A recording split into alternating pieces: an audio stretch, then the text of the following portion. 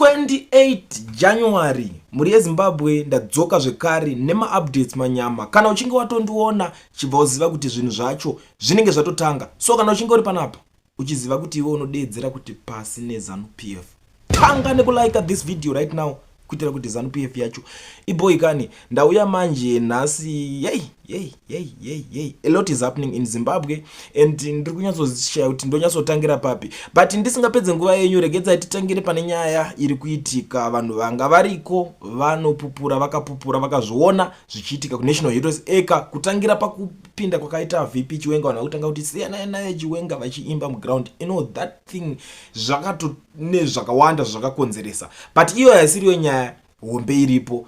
Tiri kuda kuonesana panyaya yewarning yeyambiro yaipuwa vanhu vakaita sana Wycliffe Uchivhayo. Vanhu mpinga, hanzi vamuri kuti mpinga ava kwedu hanzi zvanga zviri zvigananda munguva yehondo, hanzi ndo pazvaipetera zvidedza kuti zvigananda. So nyaya iyoyo manje ndanyatsoigarira pasi ndikaiongorora kuti chii chiri kumbonyatsotaurika, chiri kumbonyatsoitika chii. Ndakabva ndatora example yezvinhu zvakaitika paZIFA paya makaona election reZIFA yaya zvakaitika kuti munhu akangoerekana atonyora kudedzera kuti kana makawinisa ningi akangowina. I mean ndiri kukutengerai mota mese imimi vanhu vacho makanselors vacho mese ndiri kutengerai mota ende mari yacho handisi kukuudzai kuti mota dzemari dzakaita sei. Iye wacho ndichamutengera futi yake. And the other thing chichaitika ndechekuti ZIFA yacho ndiri kubva ndakupai $10 million. So ndakabva ndaona zvinhu zvichitanga kuchinja. So kune vamwe unotoona kuti mamwe macandidates anga aripo, unoona kuti umwe ane 4 votes 3 votes 0.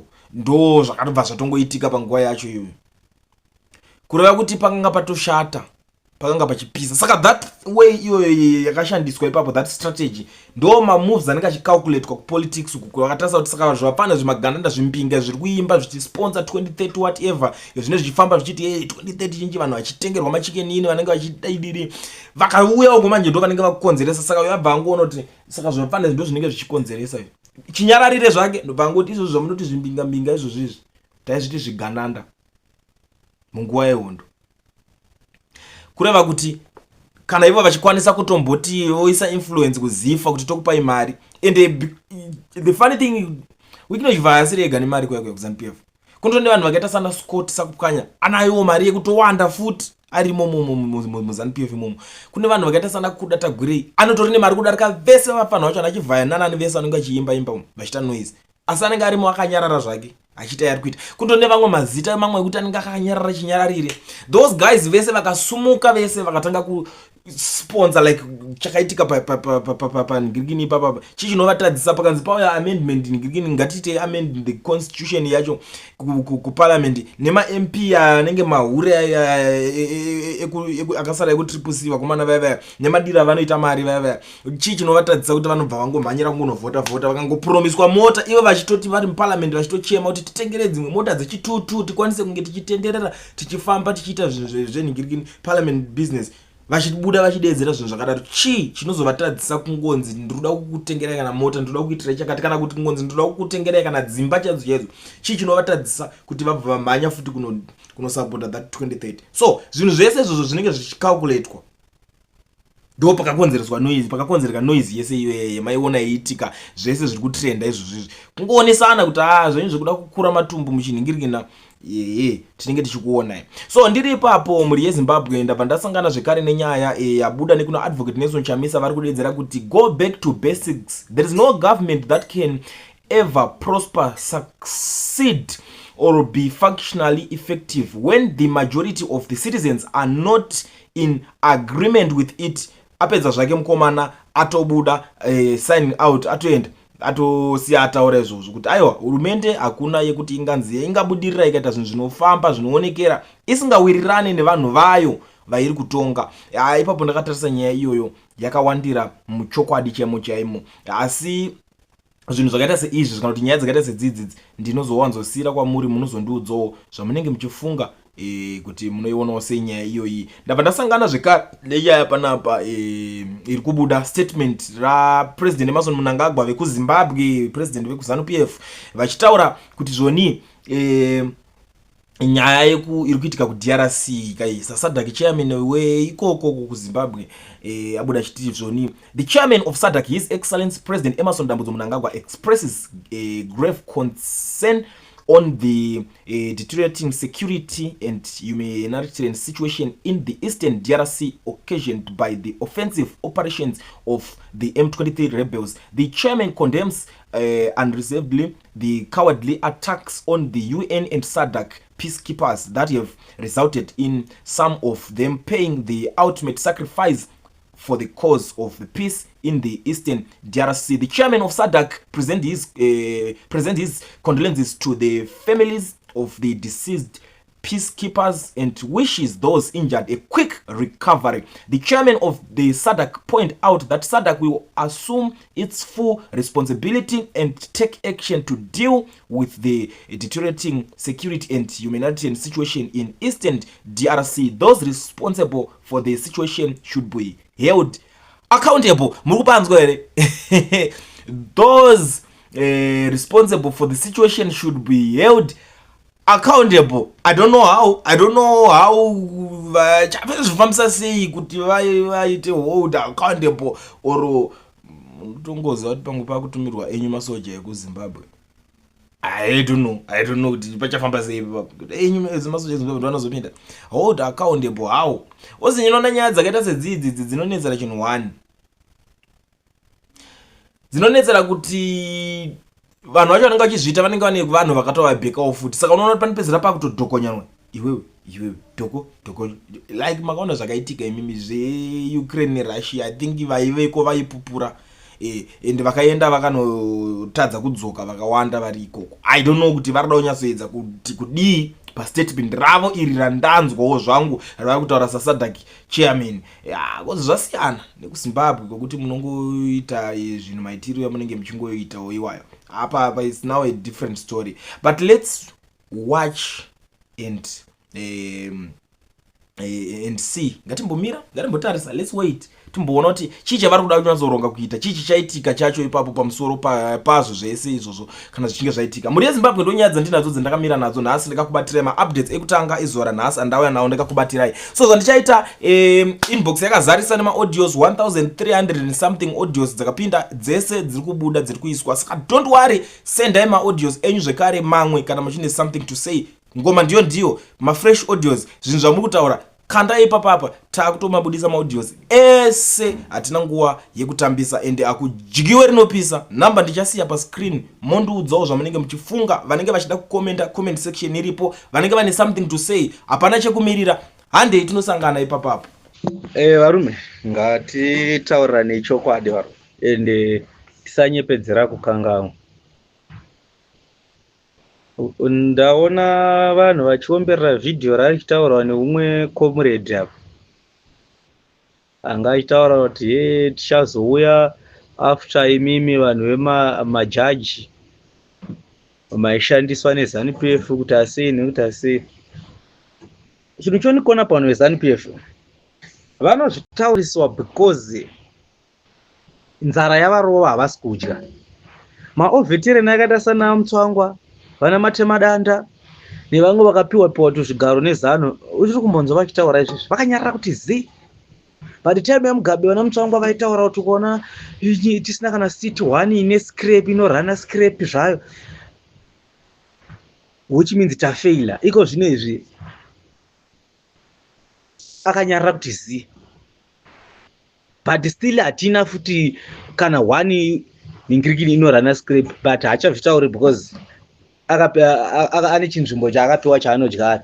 Matemadanda iko zvino ambassador kuMozambique kwaanotaura zvisina musoro akanyarara kuti zi.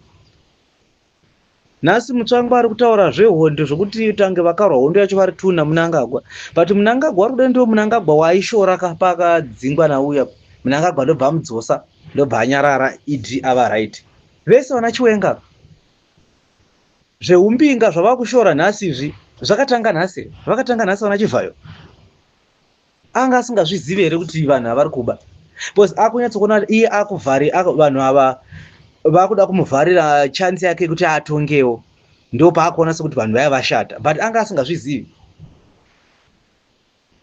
zvekuti vana ZANU-PF iri kuita umpimbi toga kuti iri kuda kudya yega isi kuda kudya nevamwe hazvizivi.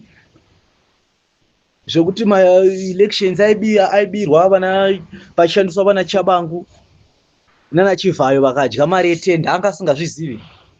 Nhasi ndiye munhu wamuri kunoswera makaunganira kuHeroes Acre muchipururudza kunge moita kunge vanhu vari kuombera zvinhu zvine musoro, muchibuda makazara pamakuva muchiita kunge zvinoratidza urombe. Nemande munenge makazara kumakuva kuratidza kuti hakuna kana one anoenda kubasa. But mimi kuti hanzi Chiwenga mafariro amuri kuita vanhu muchiti hanzi at least Chiwenga ataura zvecorruption. Kutaura zvecorruption kunobatsira chi? Kudhara zvichitaurwa zvecorruption vanhu vakafara zvisingaiti kudarika zvavari kuita nhasi. Kufarira Chiwenga achisvika kumakuva vakafara kudaro kudarika zvaizvo nguva yakadzingwa Mugabe. Vanhu vakamhanya vakati kutonga kwaro, vana Japreza vakaimba nenziyo vanhu mukapembera. Igonezvi kutonga kwaro ndorashaisha. Uchaona kuti panopinda Chiwenga atori nawo matsotsi ake ese mazi-veteran ari kudii ari kutozva kuti Chiwenga akatopinda amboti kanganwi tobva tatotanga kurova mari vanobva vanyarara kuti zi. Ngatisanyeperana tichiita sekuti Mnangagwa ndiye problem yeZANU. Mnangagwa asiye problem yeZANU. ZANU-PF yese ndio problem yenyika. Wozikana kuti problem yenyika ndi Mnangagwa chete ka. Ingoti makabvisa Mugabe mukati Mugabe akatendererwa nematsotsi. Ko aya atenderedza Mnangagwa abvepi matsotsi acho? Handi Mugabe makambvisa nematsotsi ake. Ko atenderedza Mnangagwa abva kupi? Saka mune chokwadi here chekuti Chiwenga anogona kushayawo ake matsotsi anenge akamutenderedza futi. Vana veZimbabwe ngatisakanganwa, ngatisapusiswa nevanhu. Why is it vanhu veZANU-PF pavanenge vaisiwa pakona vasisina chance ndio pavanotanga kutsvaka kuti vana veZimbabwe muri kupi? Vana Chiwenga vanhu vaibuda vachititaurira tsvina nguva yemaelection, tichikambira maelection, tichibhaniwa marali, tichiita sei. Nhasi ndio vanhu vamuri kuona sekuti vanaka because akutanga kuita sekuti akurwa naMnangagwa. Kurwa kwari kuita naMnangagwa handinyaya kuti ari kuona kuti Mnangagwa wacho amurasa. Dai Mnangagwa akaramba akamisa padhuze aitomudza kuti shamari 2028 ndio uri kupinda muofisi, angadai taura zvaari kutaura zvese. Iko zvino zvaari acting president, vanhu vari kudzingwa kufa mukumazowe. Vana Kembo Mhadhi vari kuuya nema-title deeds eprize rakapindwa 2000. But vanhu vakagara mumareserve vakagara kubva kuma-1980s 1990s havana ma-title deeds. But ma-title deeds anozowanikwa nemwana waKembo Mhadhi prize rakapinda vanhu 2000.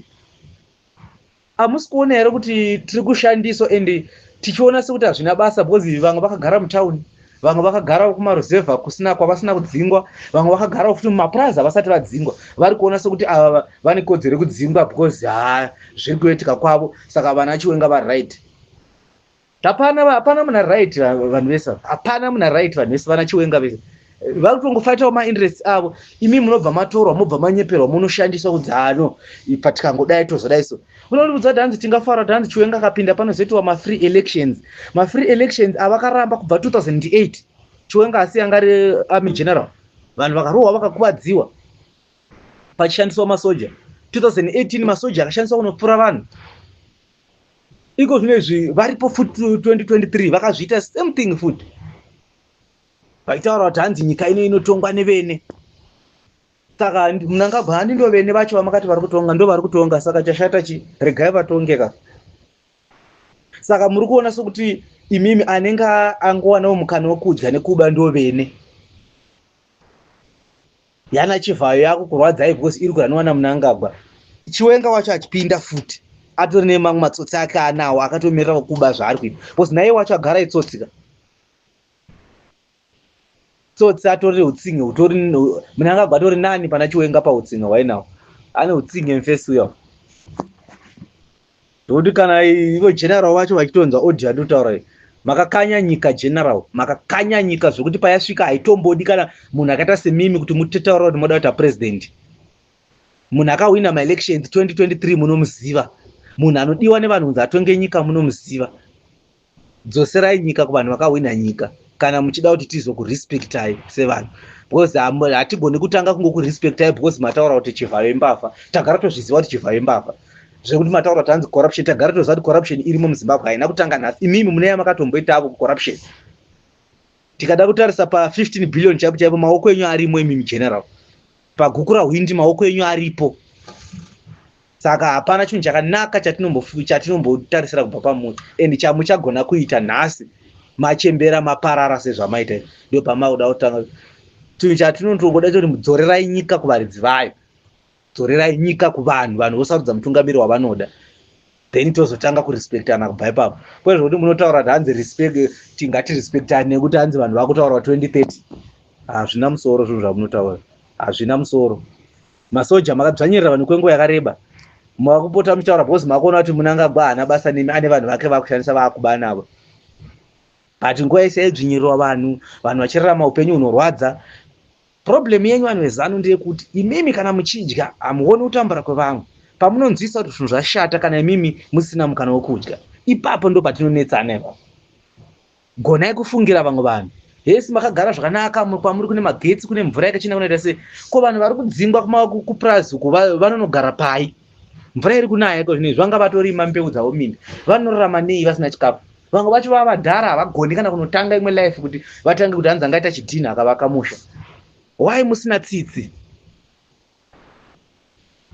Nhasi moda kudzoka moda kuti hanzi vanhu no, even vanokuombererai maoko mutaura zvisina basa zvezvo, mapenzi wona ivo. Hatiombereri tsvina dzakadaro dzekuti hanzi wataura hanzi corruption. Chii chinyuwani pacorruption zvatongoziva? Nemo macho makabune corruption dzamakadaitawo kumashure. Saka hapana chinhu chinomboshamisa mataura zvecorruption. Chinhu chatoda mudzorere nyika kuvaridzi vayo.